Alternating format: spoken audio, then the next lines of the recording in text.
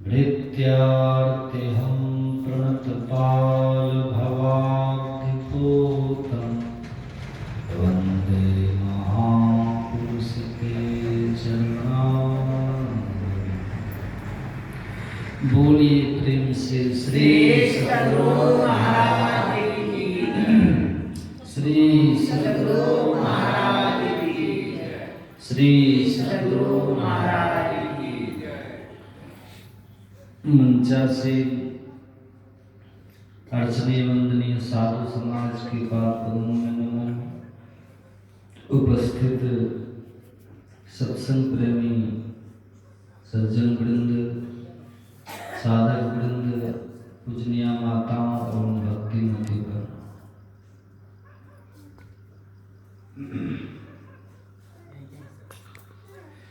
मैं गया था कोलकाता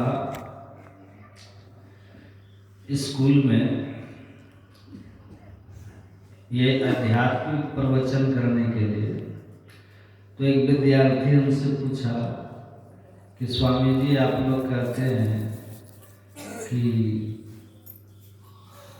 धन संपत्ति सब माया है, नाम सुमर नर बाबरे तेरी सदा न देहिया है। यह माया कहो कौन की केकरे संग लागी रे, गुदड़ी सी उठी जाएगी चित चेत अभागी रे। सुना करते ना बाबा। गुरु महाराज कहते हैं तन धन परिजन सहित अपन तन सब साड़ी चाहिए कोई काम ना आवे। तो कहते सब माया है, व्यर्थ है, सब छूट जाएगा। आप लोग कहते हैं। तो उन्होंने कहा कि जो उद्योगपति लोग हैं जिनके पास में अथाह धन है कि आज से कंपनी वो बंद भी कर दे तो कई पीढ़ियां उसको खा के खत्म ना कर सके। जैसे मुकेश अंबानी है, लक्ष्मी मित्तल है, बिरला है, बिल गेट्स हैं, ये जो बड़े बड़े उद्योगपति लोग हैं। तो इन लोग को फैक्ट्री अपनी बंद कर देनी चाहिए। बहुत सारी कंपनियां हैं ना, ये माया है तो माया तो बेकार है। तो क्या ये सारे फैक्ट्री के मालिक बंद कर दे कि छोड़ो हटाओ, माया में क्या रखा है। तो आप लोगों का प्रवचन हम लोग सुनेंगे तब तो ये सब बंद करना पड़ेगा ना। तो हम उनको बोले कि पता नहीं, जो मेरी समझ है वो मैं सुना रहा। तुमको किसने समझाया है या तुमने क्या समझा है ये तुम जानो, लेकिन जो मैं समझा हूं वो तुमको समझाता हूं। हमने कहा देखो, संत महात्मा अंबानी या बिल गेट्स बनने से या मित्तल बनने से या सोनी बनने से आपको मना नहीं करते। राष्ट्रपति प्रधानमंत्री बनने से संत महात्मा मना नहीं करते। इंजीनियर डॉक्टर बनने से आपको मना नहीं करते। संत महात्मा बस आपको टाइम मैनेजमेंट सिखाने आते हैं। टाइम मैनेजमेंट, समय का सदुपयोग कैसे होना चाहिए। हमने कहा 24 घंटा सबके पास है, मजदूर के पास भी है, पीयून के पास भी है, प्राइम मिनिस्टर के पास भी है, उद्योगपति के पास भी है, किसान और डॉक्टर सबके पास है। एक दिन में 24 घंटे। अब इस 24 घंटे को तुम्हें उपयोग करना है। किसमें? कितना देर सोने में? सब आदमी को सोना है कितना? 6 घंटा कि ज्यादा सोते हैं? 8 घंटा सबको काम करना है, सबको ही करते हैं। 8 घंटे में एक मजदूर को कितना वेतन है? 300। राजमिस्त्री को 500, है ना। 8 घंटे में पीयून का वेतन 25,000 होता है और वहीं बैंक के मैनेजर का वेतन 60,000 है कि नहीं। तो ऑफिस आवर तय है कि संसार के लिए कितना टाइम दिया? 8 घंटे।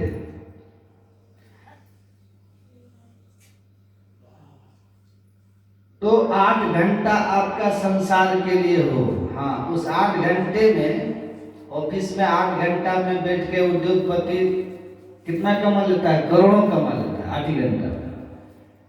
वो 8 घंटे में 1 करोड़ कमा ले, कोई 100 कमा ले, लेकिन कमाने के लिए कितना है? 8 घंटा संसार के काम के लिए। और सोने के लिए 6 घंटे, खाना पीना उसमें 2 घंटा मान लीजिए दिन भर में, है ना। अपने सगे संबंधी परिवार बच्चों के बीच भी 2 घंटे मान लीजिए, उनको भी समय देना है ना, परिवार बच्चों को भी देना है, समाज में भी समय देना है। मैंने कहा कम से कम सुबह शाम जो आदमी 2 घंटा अपने आत्म कल्याण के लिए नहीं निकाल सकता है, उसके लिए दुर्भाग्य की बात है कि नहीं? वो चाहे प्रधानमंत्री हो, चाहे राष्ट्रपति हो, चाहे वो अंबानी या बिल गेट्स जैसा कोई लोग हो, अगर 24 घंटे में 2 घंटा आप आत्म कल्याण के लिए ध्यान में नहीं लगा सकते, सत्संग में नहीं लगा सकते हैं, तो समझ जाइए उस आदमी का दुर्भाग्य है। वो अनमोल मानव जीवन को पा करके उसके साथ न्याय नहीं कर रहा, एक दिन पछताना पड़ेगा। ऐसे लोग कहे कबीर अंत की बारी हाथ झाड़े जो चला जुआरी, उसी की हालियों की गुदड़ी सी उठ जाएगी चित चेत अभागे।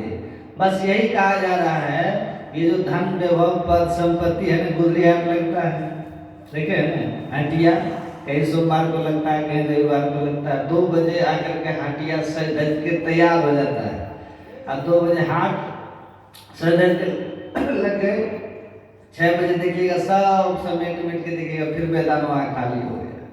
जैसे करते से वैसे यहाँ आए, खूब बाबाई हो गया, और उसके बाद मौत का एक झटके के साथ सब खत्म हो गया। परिजन धन सारा सुधवित दारा सब के सब बिखर गए, और आप यहाँ से निकल गए। इसलिए कह रहे हैं कि संसार जमा करो, लेकिन याद रखो कि ये एक दिन छूट जाएगा।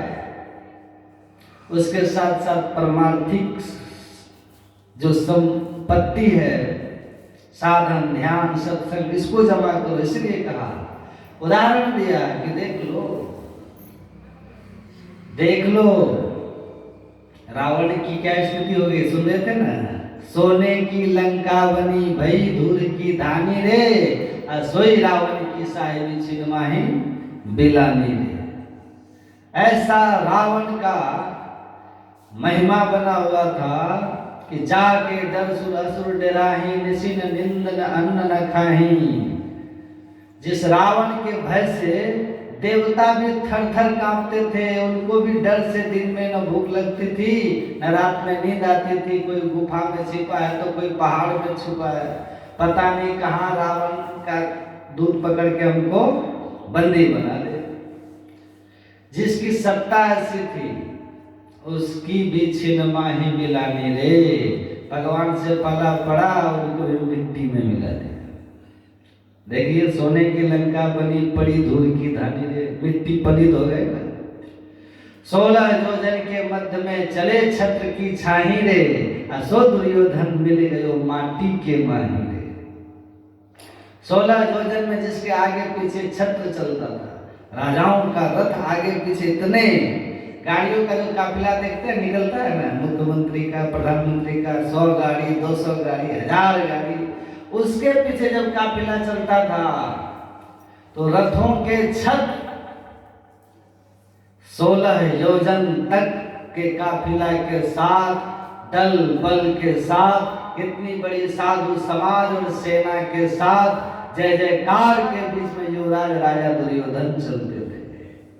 लेकिन ऐसी स्थिति हुई कि मार करके जंघा तोड़ दिया दुर्योधन का भीम ने, और अकेले जगह था, पड़ा हुआ था, कोई नहीं था, क्योंकि सेना सब मर चुकी थी, कोई नहीं था। एकांत में दुर्योधन तड़प तड़प के मिल गया ना मिट्टी में। यहाँ कौन है? कहते हैं देख लो। इसलिए याद दिला रहे हैं कबीर साहब कि सोच लो किया कुछ अच्छा कि नहीं किया। भव सागर में आई के कछु कियो न नेकारे, यह जीरा अनमोल है कौड़ी को फेंका। कहे कबीर पुकारी के यहाँ कोई न अपना रे, यह जीरा चल जाएगा जैसे रैन का सपना रे। रात में स्वप्न देख रहे हैं कि बहुत धूमधाम से हमने बहुत कुछ कमाया, बहुत कुछ बनाया, स्वप्न में राजा बन करके राज कर रहे हैं, और जब नींद खुल गई तब सारे राजपाट सेना सब के सब गायब हो गए। वैसे ही ये जीवन है, यहाँ की सारी उपलब्धियां स्वप्न की तरह हैं, मौत के साथ ही सब के सब बिखर जाएंगे, कहीं कुछ नहीं रह जाएगा। हाथ झाड़ी जो चला जुआरी, जुआरी जब हार जाते हैं ना, मुंह लटका करके हताश निराश चल जाता है। नहीं देखते हैं, एक लड़का था, उसके मामा आए थे, मामा बहुत अच्छे पद पर थे, उसको 200 रुपया दिया मेला देखने के लिए। हम उस समय पढ़ते थे स्कूल में, तो 200 रुपया मेरे लिए बहुत बड़ा होता था। मेला देखने के लिए मामा बड़े आदमी थे, उनको दे दिया। अब भागिना जो था, दिवाली का समय था, दिवाली के दिन चल गया भाग आजमाने, समझ गए क्या? हम बोले दिवाली के दिन जीत लिया तो सालों भर जीतेगा, हार गया तो सालों भर हारेगा। लोग बोलते हैं ना, भाग आजमाने गया, भाग आजमाने हार गया 200 रुपये। अब पहले हरदम जैसे निकाल के दिखाता था, देखो मामा दिया हमको, मामा दिया हमको 200, मतलब तुमको है, देखो हमारे मामा कैसे है। हम बोले हमारा मामा तो है ही नहीं है, तो देगा कहाँ से? तुम्हारा भाई मामा है, दिया तुमको 200, अच्छा भाई इसी में से हम लोगों को भी कुछ खिला पिला देना। खूब 2 दिन से पैसा दिखाता था, दिवाली के दिन सब जीत लिया लोग। आज जो जीता वो लोग बोलता है कि अरे इसका 200 देख करके हम भी लोग भाग आजमाने के लिए गए थे, और सेटिंग गेटिंग करके सब जीत लिए, समझे? तो हम बोले कि बेचारा देखो ना 2 दिन से दिखा रहा था, का 20 रुपया दे दिया है मेला में मिठाई खाने। 200 रुपया दिखाता था तो 20 रुपया हार गया तो मुंह लटका के चल गया। तो हाथ झाड़ी जो चला जुआरी। तो ये संसार स्वप्न की तरह है, यहाँ कोई स्थिर नहीं है। यह सराय महान कोई नहीं स्थिर। गुरु महाराज कहते हैं संसार एक ऐसा धर्मशाला है, धर्मशाला में आओ, कुछ देर ठहरो और फिर निकल जाओ। संसार के धर्मशाला में ऐसा ही होता है, यहाँ कोई स्थिर नहीं है। आप जिस जमीन के मालिक हैं, आपके बाबूजी मालिक होंगे, कभी दादा मालिक होंगे। तो जब दादाजी मालिक थे, आज आप हैं, तो क्या आप कल रहेंगे? कल कोई और मालिक हो जाएगा। तो मालिक तो ऐसे ही बदलते रहेगा भाई। इसीलिए इस बात को अच्छी तरह से समझ लीजिए। गुरु महाराज कहते हैं समय बीत रहा है, आयु बीत रही है, गुरु का सुमिरन कर लो, ईश्वर का भजन कर लो, नाम सुमर नर बावरे, तेरी सदा न रहिया रे। यही एक साथ जाएगा, यही परमार्थिक संपत्ति परलोक में आपकी रक्षा करेगा। उस परलोक मार्ग का जब आप पथिक बनोगे, इस तन से जब निकलोगे, तो वहां साथ जाने वाला पाथेय क्या है? जा मार्ग के गणे जाए न कोसा, कहा हरि का नाम सदा संग तोसा। यही आपको काम आएगा जो आप कर रहे हैं। बाहर की यात्रा में धन दौलत काम आता है ना, तो उस अंतिम यात्रा में परमात्मा की भक्ति की पूंजी, सुमिरन, नाम, गुरु के ज्ञान, यही आपके काम आने वाला है, यही आपके रक्षक बनने वाला है, आपको शांति देने वाले, संतुष्टि देने वाले होंगे। अगर ये पूंजी आपने जमा नहीं की, कभी सत्संग ना किन्हा, भूखे को ना ही कछु दिन्हा, फल क्या होगा? पूछे यमराज जब भाई, वचन मुख ना ही कही आई, पलटू दास लखी रोया सुंदर तन तन पाई के खोया। इसीलिए नाम सुमर नर बाबरे, तेरी सदा न दे जा। संसार का भरोसा मत करो, ये सपना है, सपना है, टूट जाएगा। और जो सपनों में रह गया वो खोएगा, जो जाग गया हरि के भजन में लग गया वही संसार में कुछ पाएगा, और वही फिर बाद में नहीं पछताएगा। यानी तो पछताना पड़ेगा, जो सोएगा सो खोएगा। एक कहानी करके विराम करूंगा। एक जमींदार थे, उनका एक नौकर था, बाल बच्चे सब बाहर रह के पढ़ते थे, कोई सर्विस करता था, पत्नी मर चुकी थी। सुनिएगा ध्यान से, 17-18 साल का एक नौकर था, तो 10-12 साल 5-7 साल की उम्र से ही उनके यहाँ काम करता था, टहल करता था, वहीं बड़ा हो गया था। मुँह लगुआ नौकर हो गया था, क्योंकि मालिक नौकर दो ही थे और मालिक भी नौकर को मानते थे। एक दिन नौकर जो है खीर बनाया, बड़ा सुंदर स्वादिष्ट खीर बना, लेकिन थोड़े सा बनाया। एक चम्मच खाने के साथ ही मालिक को लगा कि अरे खीर तो एकदम अमृत जैसा हो गया है। नौकर को कहा कि खीर बहुत सुंदर बना है, एक काम करो, तुम कल बना के खा लेना, आज हमको ये खीर खाने दो। नौकर ने कहा कि नहीं, ये नहीं होगा। टेस्ट करा दिए, इसका क्या मतलब है कि टोटल आप अकेले लपेट दीजिएगा, कल फिर ऐसा खीर बने ना बने, ये नहीं होगा। दोनों आदमी बराबर बराबर खाएंगे, बंटवारा करके, आधा आप आधा हम। कह रहे नहीं, सुनो ना, आधा आधा में तुम्हारा पेट भरेगा ना हमारा पेट भरेगा, किसी को संतुष्टि नहीं होगी, इतनी खीर है, तो तुम कल खा लेना। कहा कि तो ठीक है, हम ही आज खा लेते हैं, कल आप खा लीजिए। तो मालिक समझ गया कि फंसने वाला पार्टी नहीं है, तो कहा कि इसको बेवकूफ बना देते हैं, खीर जब बासी हो जाएगा तो और टेस्टी हो जाएगा। कहा एक काम करो, न तुम खाओ ना हम खाएंगे, खीर ढक के रख दो। कहा तब? कहा सुबह खाएंगे। कहा कि सुबह भी तो बांटिए के न खाएंगे, आप अभी बांट लो, हम अपना खा लेते हैं, आप अपना सुबह खाइएगा। हैं? कहा कि नहीं नहीं नहीं, बंटवारा सुबह नहीं हो, अभी भी नहीं हो। कहा तब? कहा कि शर्त, दोनों आदमी सो, जो अच्छा स्वप्न देखेगा सुबह वही खीर खाएगा। स्वप्न किसका अच्छा हुआ वही खीर खाएगा। नौकर कहा ठीक है, शर्त मंजूर। मालिक कहा ठीक है, सो जाओ। दोनों सो गए। सुबह उठ के मालिक फटाफट मुंह धो करके रेडी होकर के आया, देखता है नौकर सुतले, उसको जगह, अरे मोहन उठ उठ उठ उठ गया। अरे अभी उठो उठो, जल्दी उठो, अभी तक देखो हम फ्रेश व्रेश होकर के बैठे हैं, जल्दी आओ, जल्दी बात करो, सपना किसका बढ़िया है तय हो जाए। नौकर बोला, नौकर आया आंख खुला उला करके, बोला जी मालिक। कहा कि सपना सुनाओ, तुम स्वप्न क्या देखे?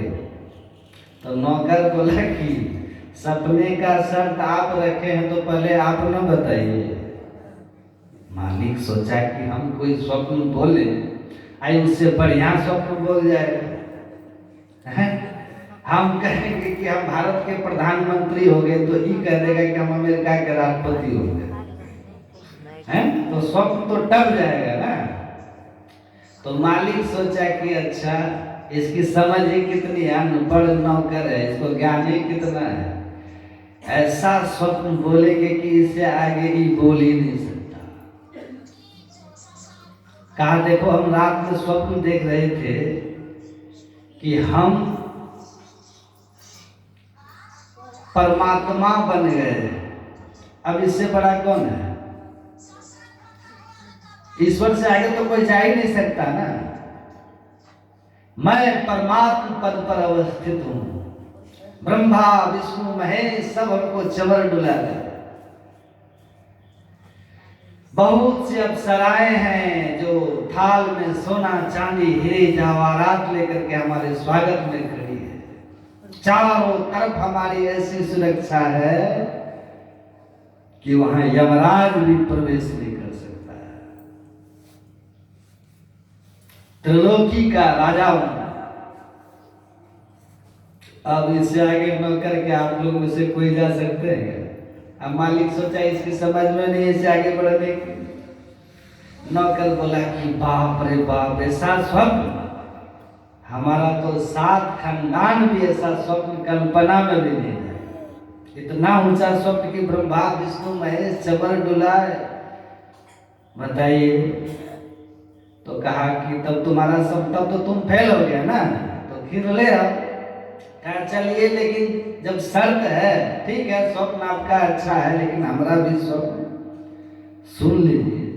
कहा तुम क्या स्वप्न देखा? कहा मालिक हम सोए ना, आधी रात में स्वप्न देखे कि नंगी तलवार लेकर के यमराज 2-4 जमदूतों के साथ मेरे गर्दन पर तलवार रख दिया। नौकर के सुनते ही मालिक, अरे तो तुम बहुत खराब स्वप्न देखा, छोड़ो यही क्लियर हो गया कि तुमको जमराज पकड़ने आया और हम ऐसी सुरक्षा में थे कि जमराज घुस भी नहीं सकता था, ऐसी सुरक्षा में थे, तो तुम तो फेल हो गया। अच्छा जाओ फिर ले। कहा कि सुन तो लीजिए। यमराज बोला उठो। हमने बोला कौन है आप? बोला हम यमराज। हम बोले आप क्यों आए? कहा तुम्हारा समय पूरा हो गया, चलो। मालिक हम थर थर कांप रहे थे, मालिक गदगद हो रहा है। मालिक कहा कि तो पूरे गलत स्वप्न देखा है और अपने से स्वीकार कर रहा है, पूरा खीर हमारे हिस्से में आ गया है, अब मने मने खीर खा करके प्रफुल्लित हो रहे हैं। मालिक कहा कि मालिक, हमने कहा यमराज से कि महाराज हमारे मालिक घर में अकेले, इनके दोनों तीनों बच्चे बाहर सर्विस करते हैं, पत्नी मर चुकी है, 10 साल से हम ही इनकी सेवा में हैं, पुत्रवत हमको मानते हैं। मैं मालिक की सेवा को छोड़कर चला गया तो इनको कोई देखने वाला नहीं है। मालिक हम आपके प्रेम में यमराज से विनती करते थे। कहा वाह बेटा वाह वाह। तो क्या हुआ? कहा मालिक मेरी विनती को सुन करके यमराज ने कहा कि छोड़ देंगे एक ही शर्त पर। मैंने कहा कोई भी शर्त हम आपकी मान लेंगे, लेकिन आप हमको ले जाइए मत मालिक के पास से। तो कहा ठीक है तब चलो। यमराज हमारे कंधे पर तलवार लेकर के चलो, जो हमारी शर्त है सो पूरी करो। मैं गया, वो हमको ले गए किचन का, खोल दरवाजा। मालिक किचन का दरवाजा खुलवा दिया। उसके बाद कहा कि ढक कर क्या रखा है? मैंने कहा मालिक खीर। यमराज इसमें खीर है। सुन करके यमराज देखे और कहा अरे तो बड़ा अच्छा खीर है। कहा हाँ बहुत अच्छा है। कहा सुन, अगर तुम इस दुनिया में रहना चाहता है, मालिक की सेवा करना चाहता है, तो मेरी एक ही शर्त है कि तू अभी का भी सारा खीर खा जा।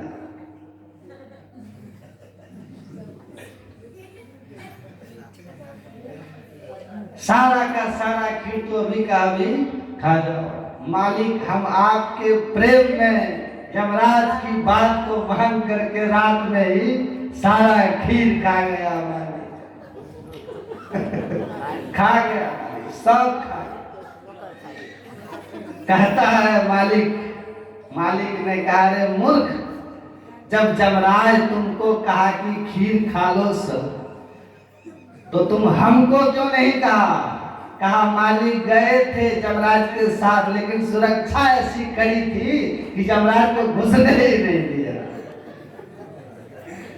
आप ऐसी सुरक्षा में थे कि यमराज घुस ही नहीं सका, तो हम कैसे घुस जाते?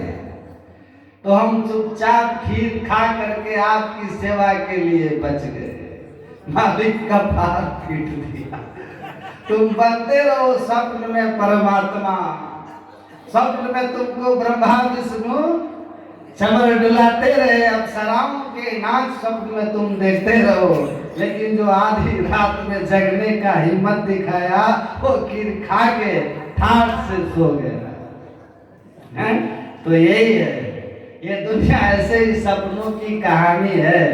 देखते रहो कि हम ये हो गए, हम वो हो गए, हम ऐसे हो गए, लेकिन यमराज जब आएगा तो सारा कहानी खत्म हो जाएगा, है ना? तो इसीलिए कहा कि जो जागेगा सो पावेगा, जो सोएगा वो खोएगा। देखते रहो, जाग मुसाफिर भोर भई जब रैन, कहाँ जो सोता है, जो सोवत है सो खोवत है, जो जागत है सो पावत है। बोलिए प्रेम से श्री